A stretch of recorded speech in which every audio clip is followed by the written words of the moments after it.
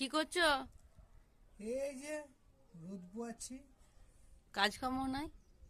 আরে শীতকালে কেউ কাজ করে নাকি? তো শীতকালে ঠান্ডার সময় রোদ পোয়াতে হয়। তবে গামছাটা ঢাকা নিয়ে বসে আছো কেন? আরে মুখটা কালো হয়ে যাবে না? রোদ সেই পোহাচ্ছ, রোদ লাও, গামছা ঢাকা আরে দিয়ে বসে মুখে আছো। রোদটা নেওয়া যাবে না,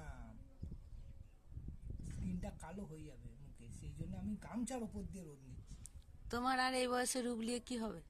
বাবা, এই বয়সে ধরো ছেলে মেয়ের বিয়ে দিলে নতুন বিয়াই বিয়ান দুটোই পাবো তো। যদি বিয়াই না থাকে আরো ভালো। তাহলে আমার যদি কচি বিয়ান হয়, তাহলে আমাকে একটু রূপটা চর্চা করতে হবে না? শখ বিয়ান আমাকে বড় পছন্দ মন্দ করবে। নয়। এত শখ কিসের? আরে শখ না থাকলে হবে? বাঁচবো কি করে? শখ তো চাই।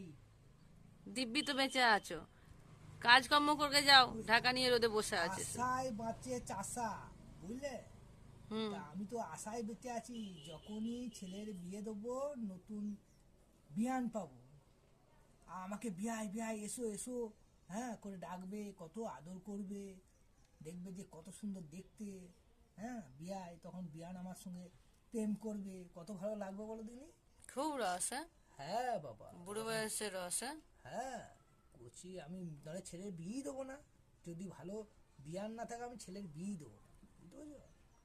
যাও কাজ করবে, যাও।